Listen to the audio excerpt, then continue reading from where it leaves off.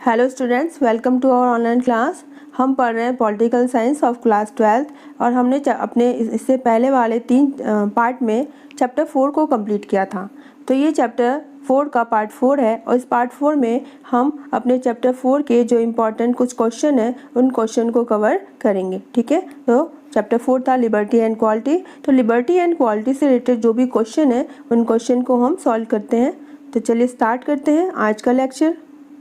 The first question is which idea is considered to be the core of freedom? यानी कौन सा idea है जिसको कोर ऑफ फ्रीडम कहा जाता है, यानी फ्रीडम के लिए सबसे ज़्यादा इंपॉर्टेंस रखा जाता है। तो वो that is rule of law. ठीक है, रूल ऑफ लॉ का मतलब क्या था कि सभी के लिए लॉ क्या है, इक्वल है और लॉ सबसे क्या है, ऊपर है। Law is about to all, यानी सभी को किसके अकॉर्डिंग काम करना है, according to the law which are established by the social political organisation of any country. Clear? The next question is, the citizen of which country have got the right of equality as the fundamental rights? तो ये सबको पता है कौन है, India. यानी India में right of equality दिया गया है फंडामेंटल राइट्स के through under the article 14 to 18 right to equality. Next question is which are the 2 views of liberty?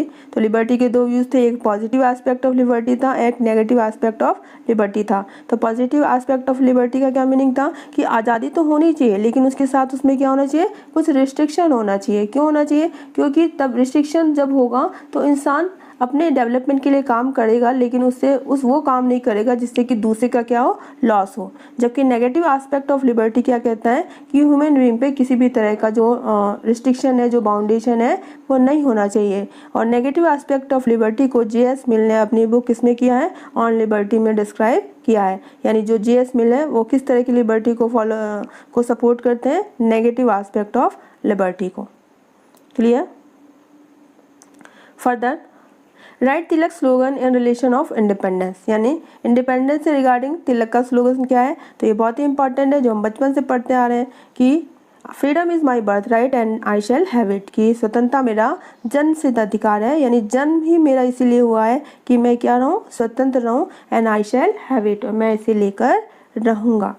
Next question is which freedom is consider to be the soul of democracy? यानी soul of democracy किस तरह की freedom को कहा जाता है? तो ये हमने पढ़ा था पॉलिटिकल लिबर्टी को, और ये किसने कहा है, गिलक्राइस्ट है, वो पॉलिटिकल लिबर्टी को क्या कहते हैं, दूसरा नाम उन्होंने रखा था democracy.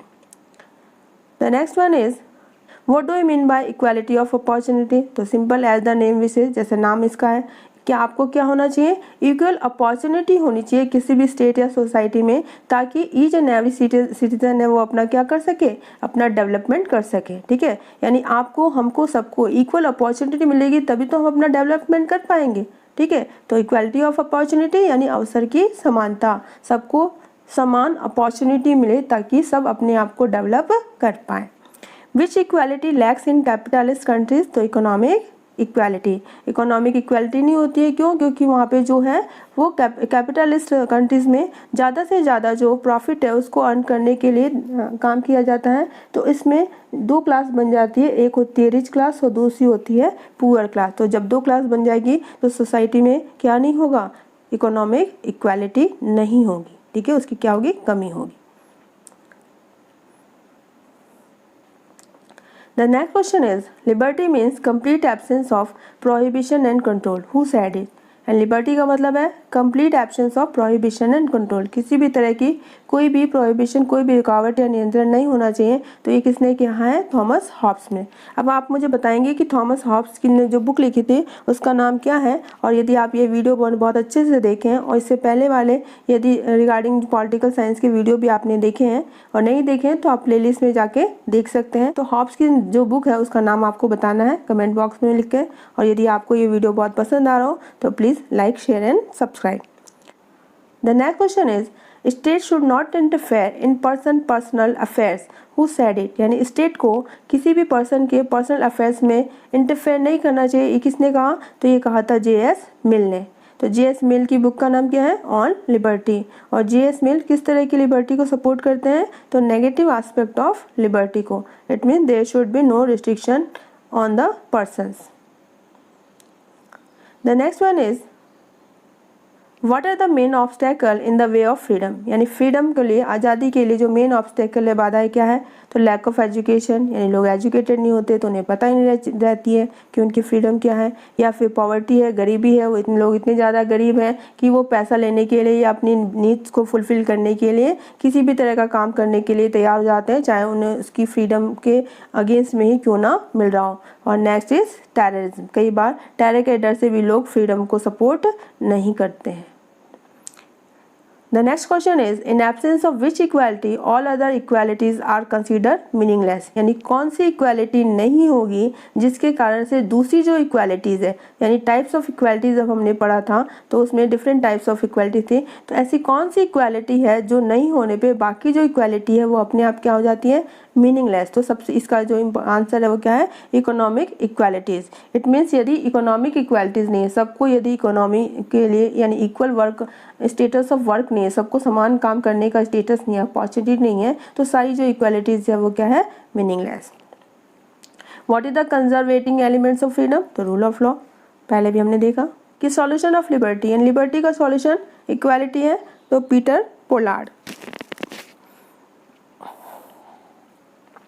What is the significance of equality in democracy, यानी डेमोक्रेसी में इक्वालिटी का क्या सिग्निफिकेंस है, क्या उसका मीनिंग है, तो equality is the basis of democracy, ये बेस होगा, ठीक है, बेस ऑफ डेमोक्रेसी, यानी इक्वालिटी है तो इसका मतलब हम क्या कह सकते हैं कि वहाँ पे जो डेमोक्रेसी है यानी गवर्नमेंट ऑफ द पीपल है। Right any two condition for freedom, तो first of all rule of law and second is independent judiciary. भाई रूल ऑफ लॉ तभी स्टैब्लिश हो पाएगा ना जब इंडिपेंडेंट जुडिशरी होगी। आई होप आपको ये क्वेश्चन समझ में आ रहे होंगे। यदि आपने इससे पहले वाले इस चैप्टर से रिलेटेड चैप्टर 4 के से रिलेटेड सारे वीडियोस देखे हैं तो, और नहीं देखे हैं तो you can go to the playlist and you can watch there. The next one is write any two important things regarding constitutional liberty, यानी कॉन्स्टिट्यूशनल लिबर्टी से रिगार्डिंग जो टू इम्पॉर्टेंट थिंग्स है वो क्या है। तो सबसे पहली बात तो है कि कॉन्स्टिट्यूशनल लिबर्टी है वो हमें कौन देता है, कॉन्स्टिट्यूशन देता है, और इसमें क्या होता है कि state can not interfere in this liberty. भाई कॉन्स्टिट्यूशन ने दिया है और कॉन्स्टिट्यूशन किसी भी लॉ, किसी भी स्टेट, किसी भी गवर्नमेंट से क्या है, सुप्रीम है, ऊपर है। तो जब ऊपर है तो क्या नीचे की जो लोअर बॉडीज है वो उसमें इंटरफेयर कर सकती है क्या, नहीं कर सकती हैं, ठीक है। तो कॉन्स्टिट्यूशन इज सुप्रीम, ये सबसे ऊपर है और इंडिया में कॉन्स्टिट्यूशन को सुप्रीमेसी प्रोवाइड की गई है। Right any to basic elements of equality, तो इक्वालिटी में सबसे बेसिक एलिमेंट्स क्या है कि all people should get equal opportunity of their development, यानी ईच एंड एवरी पर्सन को उसके डेवलपमेंट के लिए इक्वल अपॉर्चुनिटी मिलनी चाहिए। Human prides and human rights should be protected by discrimination, यानी ह्यूमन प्राइड और ह्यूमन राइट्स यानी मानव अधिकार और मानव जो प्राइड है, जो गौरव है, जो सम्मान है, उसकी रक्षा की जानी चाहिए फ्रॉम द बाय डिस्क्रिमिनेशन, यानी उनके अगेंस्ट में किसी भी तरह का डिस्क्रिमिनेशन, किसी भी तरह की भेदभावपूर्ण जो व्यवहार है, जो बिहेवियर है, वो नहीं किया जाना चाहिए। What did Rousseau said about the natural liberty, natural liberty के बारे में रूसो ने क्या कहा है, तो रूसो ने कहा है कि मैन इज़ बॉर्न फ्री, ठीक है। बहुत ही इंपॉर्टेंट स्लोगन है रूसो का जो हमें याद रखना ही रखना है, क्योंकि कई बार ये सिर्फ एग्ज़ाम में नहीं, कंपटीशन एग्ज़ाम में भी पूछा जाता है, तो ये हमें याद रखना ही रखना है। हॉब्स, लॉक और रूसो, ये तीनों ही जो हमारे पॉलिटिकल थिंकर्स हैं वो स्टेट की कौन सी थ्योरी को सपोर्ट करते हैं, social contract theory of state, ठीक है। तीनों की बुक का नाम आपको याद होना चाहिए। जो हॉब्स है उनकी बुक का नाम क्या है, लेवियाथन। जो रूसो है उनकी बुक का नाम क्या है, तो रूसो की बुक का नाम है द सोशल कॉन्ट्रैक्ट। और जो हमारे लॉक है तो लॉक की बुक का नाम है two treatise on the government, तो आप याद रखेंगे। तो रूसो का स्लोगन क्या है ऑन लिबर्टी कि मैन इज़ बॉर्न फ्री, यानी हम आज़ाद पैदा कैसे होते हैं, आज़ाद होते हैं या नहीं होते हैं। भाई हम जब बॉर्न होते हैं, जब हम पैदा होते हैं तो हम किसी रिस्ट्रिक्शन, किसी बाउंडेशन को जानते हैं क्या, नहीं जानते। लेकिन पैदा होने के बाद हमारे ऊपर कितने तरह के बाउंडेशन होते हैं, पेरेंट्स कहते हैं ये मत करो, फ्रेंड्स कहते हैं ये मत करो, स्कूल में जब हम जाते हैं तो वहाँ पर रिस्ट्रिक्शन होते हैं, ठीक है। उसके बाद से जब हम बड़े होते हैं तो पूरी लाइफ लॉन्ग हम बाउंडेड रहते हैं by the restriction, clear. Next one is what are the bad result of political inequality. Political inequality का मतलब क्या है कि पॉलिटिकल राइट्स नहीं है आपके पास। Political rights means political equality नहीं है, यानी आप पॉलिटिकल जो अफेयर्स है सोसाइटी के उसमें पार्टिसिपेशन करने का राइट नहीं है, ठीक है। यानी सोसाइटी के एक लार्ज या मेजर सेक्शन को जब पॉलिटिकल पार्टिसिपेशन से दूर रखा जाता है तो that situation is known as political inequality. Suppose करो हमारे पास पॉलिटिकल इक्वालिटी के राइट टू वोट है, right to contest in the election है, right to be get appointed on the government post है। अब यदि ये इक्वालिटी हमें प्रोवाइड ना की जाए, यानी कुछ लोगों को प्रोवाइड की जाए और हमें ना की जाए, तो क्या पॉलिटिकल इक्वालिटी है? क्या नहीं है। तो इसका मतलब पॉलिटिकल इनइक्वालिटी मीन्स सिचुएशन है जिसमें एक मेजर सेक्शन ऑफ सोसाइटी को पॉलिटिकल पार्टिसिपेशन से क्या रखा जाता है? दूर रखा जाता है, away. The next is how will civil equality can be establish in the state. Civil equality कैसे इस्टेब्लिश की जा सकती है? तो by the rule of law, यानी सभी लोगों में देश के लिए, कंट्री के लिए डेडिकेशन हो, मोरल वैल्यूज हो, एथिक्स हो, सिविक जो कल्चर है वो हो, तो उसको कहते थे सिविल इक्वालिटी। और ये किससे इस्टेब्लिश होगा? Bye the rule of law, कानून का शासन, यानी कानून सबके लिए क्या है? समान है और सबसे ऊपर लॉ है, यानी लॉ सबके लिए इक्वल है। लॉ के अकॉर्डिंग सबको इक्वली क्या किया जाएगा? पनिश किया जाएगा। What are the bad impact of economic inequality. तो बैड इम्पैक्ट क्या होगा कि जो भी इकोनॉमिक रिसोर्सेज है वो सब किसके पास रहेंगे? कैपिटलिस्ट के पास रहेंगे और मोस्ट ऑफ द पीपल है वो उनके विल के अकॉर्डिंग क्या करेंगे? काम करेंगे। इकोनॉमिक इनइक्वालिटी यानी इकोनॉमिक रिसोर्सेज का जब इक्वली डिस्ट्रीब्यूशन नहीं होगा तो इकोनॉमिक रिसोर्सेज है वो जो रिच सेक्शन ऑफ सोसाइटी है उनके अंडर कंट्रोल में होगा। तो जब उनके अंडर कंट्रोल में होगा तो जो वीकर सेक्शन है, जो पुअर सेक्शन है, वो कैपिटलिस्ट या जो रिच सेक्शन है उनकी विल के अकॉर्डिंग क्या करता है? काम करता है। तो ये बैड इम्पैक्ट है हमारी इकोनॉमिक इनइक्वालिटी का। The next question is explain the idealistic view point in relation to freedom. यानी आज़ादी को लेकर, स्वतंत्रता को लेकर आइडियलिस्टिक व्यू पॉइंट क्या है? क्या कहता है? क्या है आज़ादी? क्या है स्वतंत्रता? तो आप सोचिए क्या है। ये कॉन्सेप्ट बहुत ईजी है। ये अपने आप को इमेजिन करके सोचा जाए। जैसे हमारे लिए, जैसे मेरे लिए फ्रीडम का मतलब क्या है? जो मैं करना चाहूँ यदि वो मैं कर पा रही हूँ अच्छे से, ठीक है, लेकिन ऐसी आज़ादी नहीं जिससे कि दूसरे का नुकसान हो। आज़ादी वो मिले ताकि मेरे डेवलपमेंट के साथ साथ दूसरे का डेवलपमेंट ना हो, तो दूसरा का कोई हार्म या उसका कोई लॉस भी ना हो, ठीक है। तो that is known as the idealistic view point of freedom. अब कैसे देखते हैं? Freedom is special feature of human life and a basic nature of an individual. पता है कि हर किसी का ह्यूमन नेचर है और स्पेशल फीचर है ह्यूमन लाइफ का, और हर किसी को चाहिए ये इंडिविजुअल को। The sense of freedom is that, क्या है फ्रीडम का मतलब? A person uses his right in such a way, अपने राइट्स का, अपने अधिकारों का हम जो प्रयोग है वो इस तरह से करें कि there is no violation of social rules, किसी भी सामाजिक कानून का उल्लंघन ना हो, किसी भी स्टेट लॉ का वायलेशन ना हो, एंड राइट्स ऑफ अदर्स, ये अदर्स है, ठीक है। यानी फ्रीडम का मतलब क्या है? फ्रीडम का मतलब ये है कि कोई भी पर्सन है जब अपने राइट्स का यूज़ इस तरह से करता है कि उसके राइट्स के यूज़ करने पे किसी भी सोशल रूल, स्टेट रूल या राइट ऑफ अदर का वायलेशन नहीं होता है, तो that is known as sense of freedom. The idealistic view point of freedom क्या कहता है? The invention of freedom has been the centre of people aspiration. Human beings have always been in effort to fulfill its freedom is not a mean for any accomplishment. यानी idealistic view point of freedom क्या कहता है? The invention of freedom has been the centre of people aspiration. लोगों की इच्छाओं को पूरा करने के लिए जो फ्रीडम का इन्वेंशन एक सेंटर पॉइंट रहता है।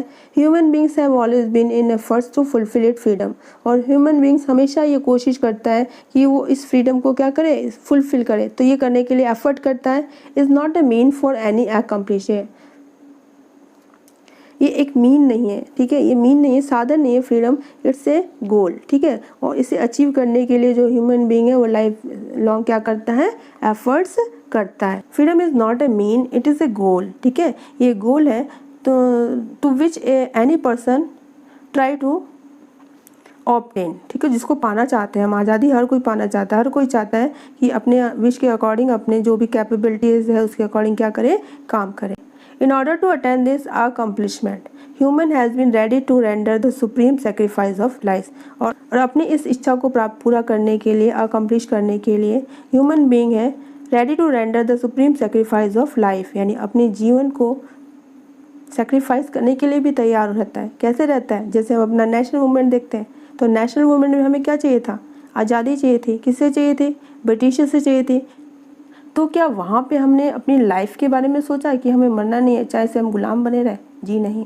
भगत सिंह की बात करें, चंद्रशेखर आज़ाद की बात करें, महात्मा गांधी की बात करें, ठीक है, उसके अलावा बाल गंगाधर तिलक की बात करें, तो जितने भी हमारे फ्रीडम फाइटर्स हैं वो देश की आज़ादी के लिए, ठीक है, फ्रीडम के लिए, इंडिपेंडेंस के लिए उन्होंने अपनी लाइफ को भी क्या कर दिया, सेक्रीफाइस कर दिया, ठीक है। तो this is the idealistic view point of freedom that each and every person want to be obtain the right of freedom so that he can there should be no violation of social rule, state rules and rights of other।